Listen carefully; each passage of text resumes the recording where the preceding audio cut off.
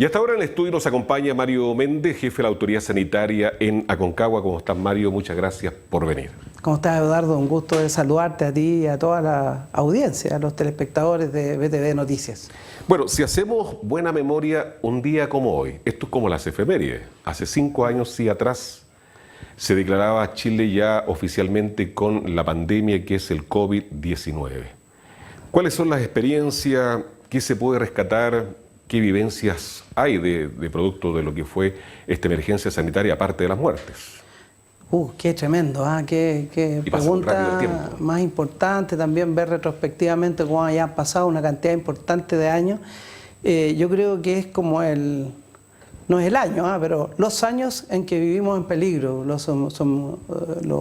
sintetizaría en esa cita, porque efectivamente la humanidad entera estuvo amenazada, digamos, y nosotros como especie vivimos una experiencia que pudo poner en riesgo la continuidad de toda la especie. Y yo creo que esa es la dimensión que debemos darle a esta tremenda experiencia de humanidad, experiencia del dolor también, Eduardo. Me vienen a la mente muchos vecinos y vecinas, sí, incluso andinos de la Aconcagua, que ya no están con nosotros. Recuerdo un primer momento, el inicio de esta pandemia como algo lejano y rápidamente que nos golpea. Lo veíamos como espectadores. Estaba en China, era algo que ocurría y veíamos las noticias de televisión. Hoy día, claro, con todo esto y de las redes sociales, veíamos una situación dramática y terrible y tal vez en algún momento decías, bueno, no va a llegar, hasta que llegó. Sí, yo recordaba, Mario, episodios que fueron, por ejemplo, que mucha gente se reía, sobre todo en las redes sociales, que es frecuente, cuando veía los servicios de salud, todo este aparataje, se reían, sí, de ellos cuando estaban, sí, armando los protocolos, haciendo los preparativos. Sí. O sea, dijeron, pero si Chile no, ¿de dónde? Estamos tan lejos, claro, y llegó. Efectivamente, fue un momento doloroso, complejo, después del análisis retrospectivo, pero sí yo quiero poner en valor precisamente, en primer lugar, a todos los trabajadores de la salud. Fíjate que muchos de ellos fallecieron también en el combate de esta enfermedad, su disciplina, su disposición, su entrega, que permitió, digamos, poder salvar a cuántas vidas, digamos. Se le llamó la primera línea en aquel entonces. Un primer momento, claro, una primera línea, y una primera línea que se estaba desgastando, que se estaba cansando con turnos infernales, atendiendo una cantidad de gente que llegaba a los servicios de urgencia, que rápidamente debían ser entubadas cuando no existían los suficientes ventiladores mecánicos, ¿te acuerdas? Era una cosa tremenda, como cuando hubo que empezar a reconvertir a los hospitales a propósito de la cuantía de casos gravísimos que llegaban y que no había un mecanismo preventivo, no existían las vacunas. Pero sí había un protocolo. Habían muchos protocolos, ¿no es cierto? Y un sistema de control riguroso que también fue asumido por la sociedad en un primer momento sin elementos necesarios para combatir este virus, ¿no es cierto?, que tanto nos afectó. Cuando comenzamos a conocer las primeras muertes, la gente como que tomó a tomarlo más en serio esto. Me acuerdo ver directamente por televisión el primer caso de la primera persona que fue diagnosticada, digamos, con COVID. ¿Te acuerdas que estaba el tema de los viajes en avión? Claro. Que llegaban acá las personas y que se hacían controles en los puertos, digamos, en los aeropuertos también, por supuesto, y que aparecen esta primera persona, y eso fue seguido, digamos. Yo creo que ahí hubo un momento de mucha preocupación. Y claro, cuando tú dices el primer fallecido y después la secuela, 1, 2, 10... Y lo vimos acá 10, a nivel local también, conocer los primeros fallecidos, personas bastante conocidas en la comuna de los Andes, y a muchos de ellos también... Y se cierra la frontera, nosotros como parte del corredor bioceánico, también un lugar estratégico en la comuna, o sea, en el país. Los cierres de frontera y el conjunto de las cuarentenas. Fase 1, fase 2, claro, fase exacto. 3. O sea, tantas cosas, ¿no es cierto?, que parece hoy día, en este momento de normalidad, y a la luz de la entrevista que te agradezco que me puedan hacer, parece como algo de una película de terror, una película de algo ficticio, digamos, que no es algo, pero si esa experiencia acumulada, yo lo único que digo es que tiene que transformarse en la mantención de protocolos, en tener esa experiencia acumulada para poder entender de los cuidados que tenemos que tener en la relación del medio ambiente con los seres humanos. Porque ahí parte la cosa. Bueno, ahí queda demostrado lo vulnerable que somos los seres humanos ante catástrofes como una pandemia, como un terremoto. Claro. Si nos comparamos, a veces no son buenas las comparaciones, pero al lado de una mascota, de un perrito, son menos vulnerables que nosotros. Bueno, en este caso, por el origen y haciendo el recuerdo de dónde parte y cómo parte, digamos, es la cercanía que se tiene con ciertas especies silvestres y los seres humanos en China, en una provincia de China donde se produce un primer caso, y a propósito de las interacciones tremendas que tenemos en las comunicaciones, principalmente aéreas, ¿no es cierto?, de pasajeros, esto se transmite rápidamente. Acordémonos también, Eduardo, de las variantes. ¿Te acuerdas que está el COVID y está la variante 1, la 2, la 3, la 4?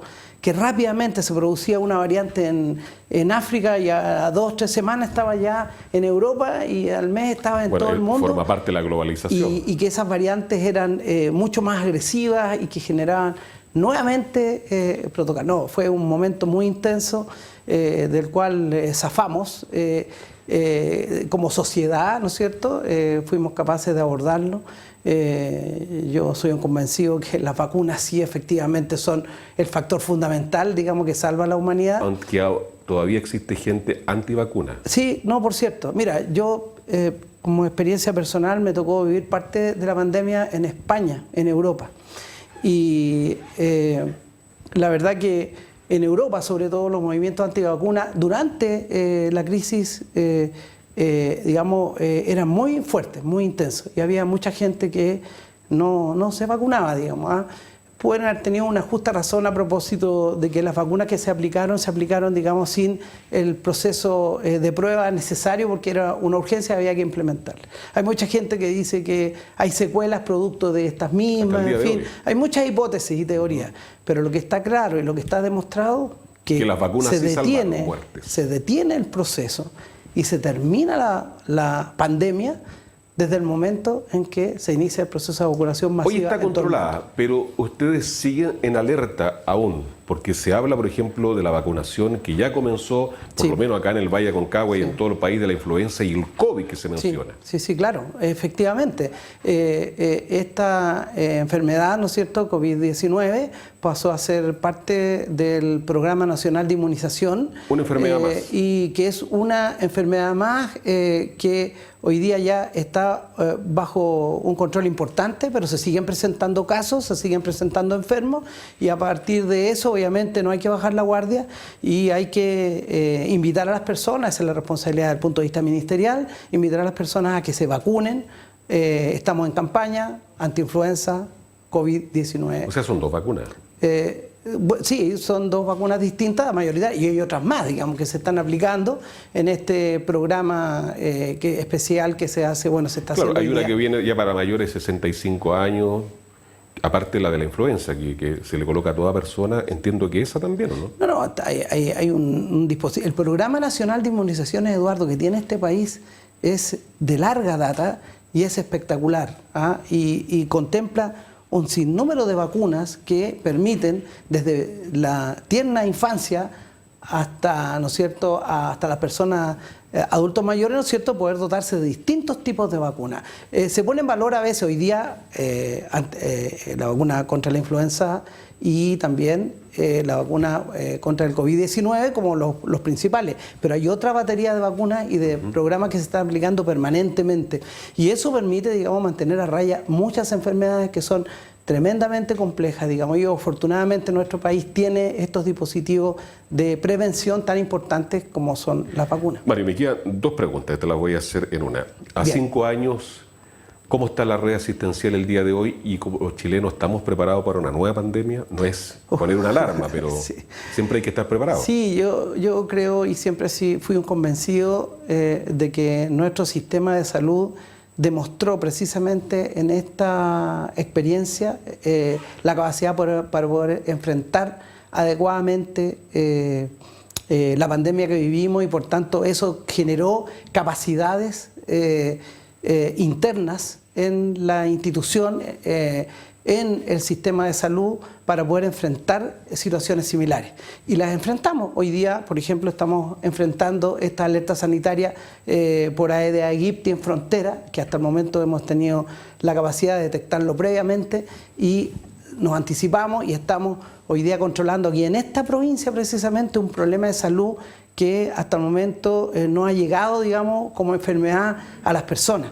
Y eso es la capacidad que tiene, digamos, el Ministerio de Salud, el Estado de Chile, de poder disponer recursos para poder frenar este tipo de situaciones. Entonces estamos con amenazas permanentes, ¿no es cierto? Eso es parte del tema de la seguridad y de la bioseguridad. Hay una red preparada, mucho más preparada, con capacidades mejores, digamos, y también con profesionales y técnicos de la salud que se trabajaron. Mira, nosotros tenemos una dotación como Seremi de Salud hoy día de alrededor de 100 funcionarios y funcionarias que están trabajando post pandemia. En ese momento llegamos a ser cerca de 300 funcionarios. Y por tanto esas capacidades quedan, esa experiencia por parte, digamos, del personal que trabajó heroicamente durante ese proceso también se transformó en capacidades que están vigentes, ¿no es cierto? Y hoy día podemos enfrentar alertas sanitarias, podemos enfrentar otras situaciones de salud complejas, por cierto, en la medida que se entreguen los recursos vamos a poder enfrentarlo, pero la idea es prevenir mucho. Por eso es muy importante mantener los programas de vacunación contra COVID-19, mantener los programas de vacunación contra influenza, ¿no es cierto? Y que la comunidad también sepa que es muy importante que se vacunen y que tomen medidas. En fin, me acordé de las medidas cuando había que ducharse al llegar a la casa, había que sacarse los zapatos. Afuera, lavarse las manos. Había una serie de cuestiones segundos. Sí, y en ideas que también no eran muy acertadas porque también no conocíamos. Y nace el negocio, las mascarillas, el valor de las mascarillas, el valor del alcohol gel, de los guantes. Pero ¿cómo no recordar esas filas? Te daban 2 permisos a la semana para salir a comprar. Había que colocar supermercados, farmacias, negocios, otros. Al principio alguien con tu RUT te sacaba el permiso y no podía ingresar.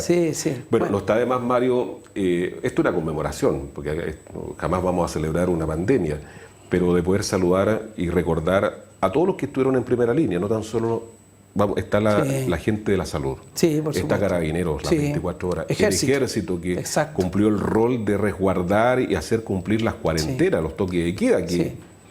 Mira, también quiero, a propósito de lo que tú dices, que es muy importante entregar un saludo a aquellos que estuvieron en esta primera línea y que va más allá, digamos, de los roles funcionarios y de los roles como servicio, porque efectivamente estuvo mucha gente, la gente de los municipios, de las actuales delegaciones, en ese tiempo eran las gobernaciones todavía, y la gente del control de frontera. Yo creo que ahí, fíjate que el sistema fronterizo que permitía el acceso de la carga, de los camiones de carga con alimentos acá y de otros insumos, nunca dejó de trabajar.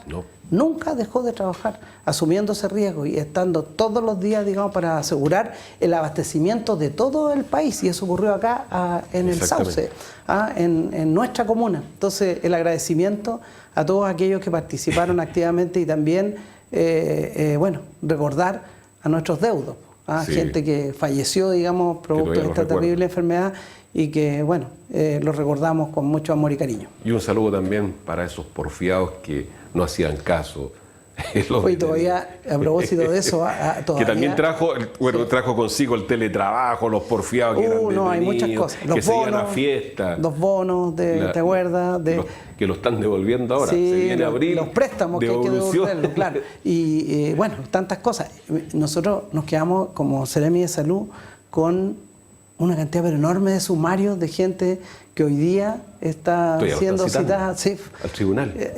Claro, son citaciones que ocurren ante la autoridad sanitaria. No votó, no cumplió el toque de queda. ¿Qué le pasó aquí? Bueno, pero si era muy riguroso, tú no podías desplazarte sin un permiso y el que digamos, lo circulaba y era detectado, implicaba un sumario sanitario con multas tremendamente altas, que todavía están dando vueltas por ahí, digamos. Gracias, Mario, por venir y conversar con nosotros el día de hoy. Muchas gracias. 5 años de la pandemia. Muy bien.